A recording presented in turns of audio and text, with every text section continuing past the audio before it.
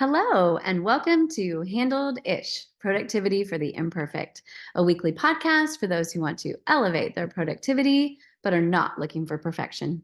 I'm your host, Betsy Hayes, and I am so glad you're here with me in podcast land or on YouTube. This is episode 31, and I'm tentatively titling it Injury Pivots.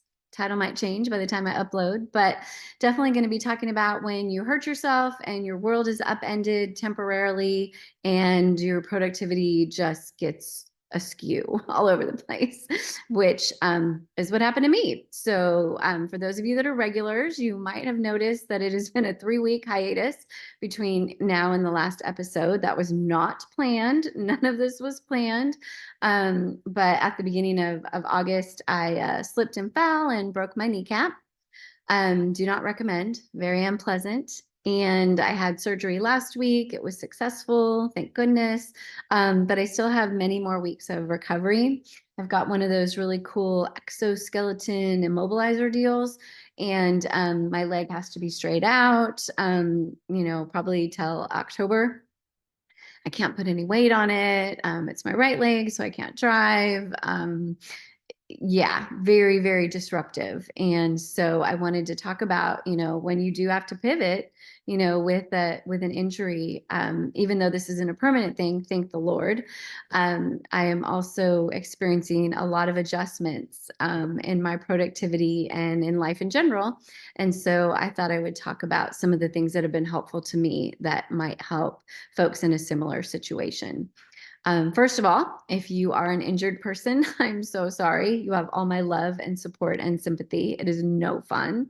And if you are a caregiver for someone who's injured, you also have all of my love and support and sympathy, because you are so important. And hopefully it's not no fun, but it's really challenging. And I think it's really important for those of us injured folks to make sure that we are looking out for our caregivers and providing them support as we can, making sure they have breaks if it's something that has to be consistent, and really making sure that our caregivers feel supported and again, just don't have to be on all of the time, because that's really, really hard.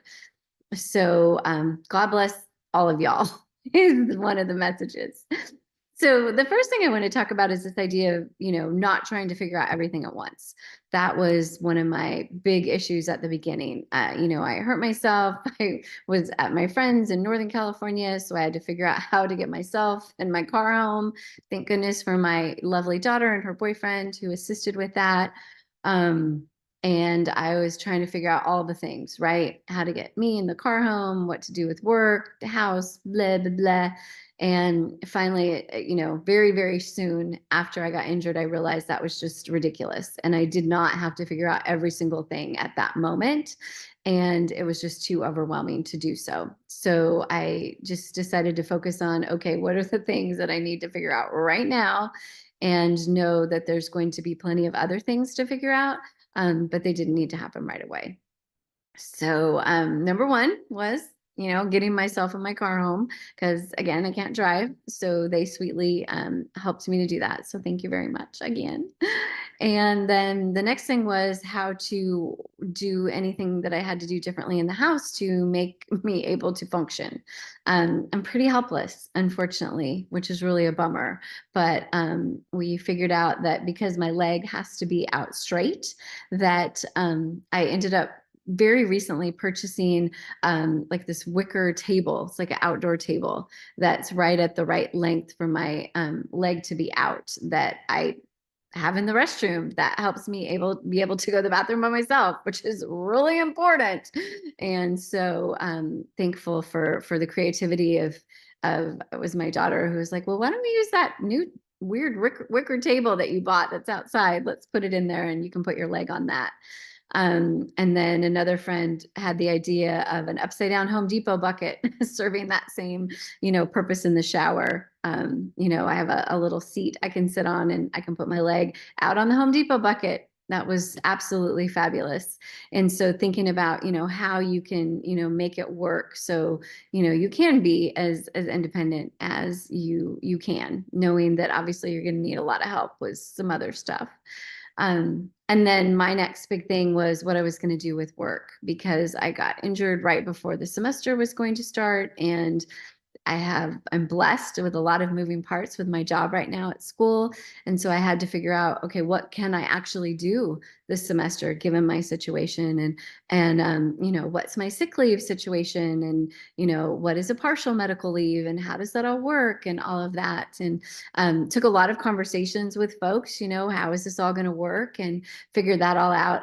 But that was obviously a huge priority, and took a couple of days of logistical thinking, but was so relieved once I figured that out, and how I was going to manage that this semester.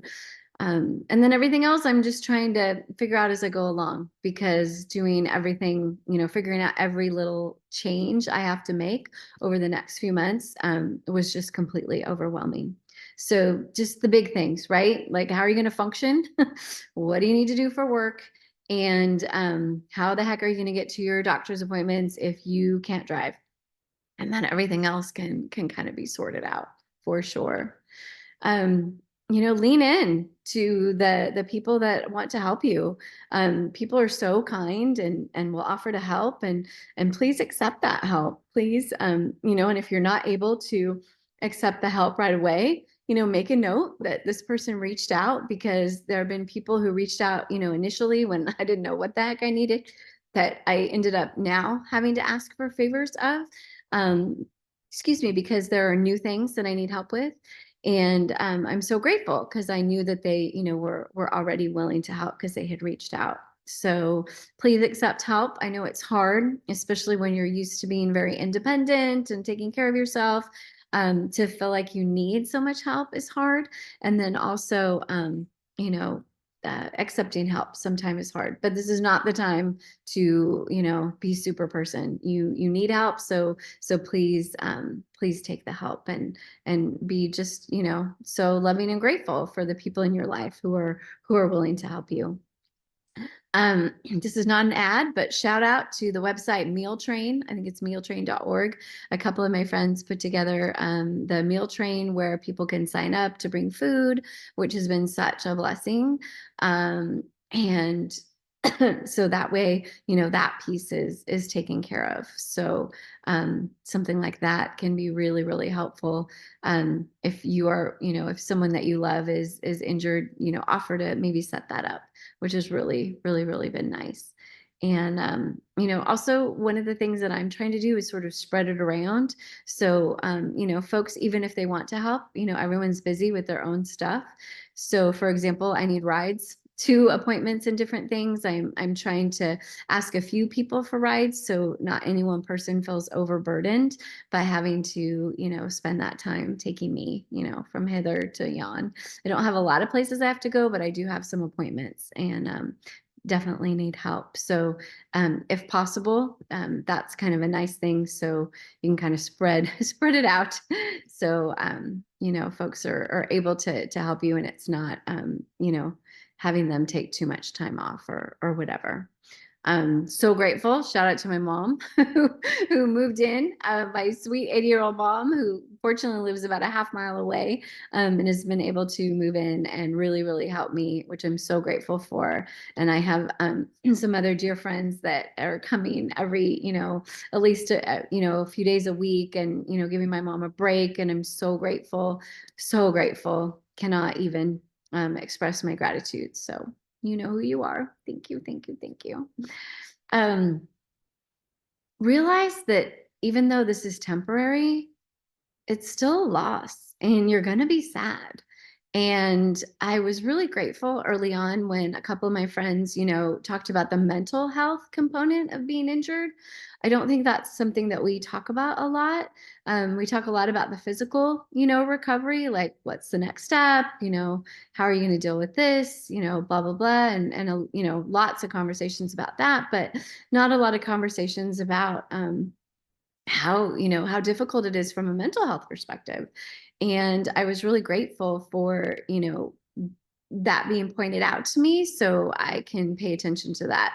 I'm grateful to report that so far we're 3 weeks in of 8, 11 weeks, whatever it's going to be. And so far, my mental health is in a really good place because I'm trying to stay positive.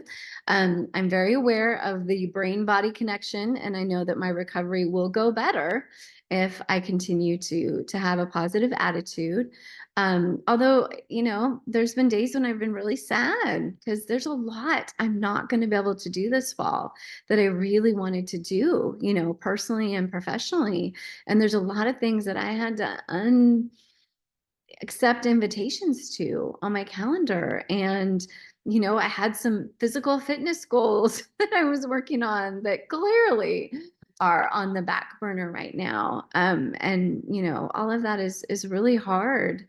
And in addition to, just the mental health aspect of not being in charge of your own self, right? And, really needing help for some day-to-day stuff, is all hard. And I think it's important to talk about that.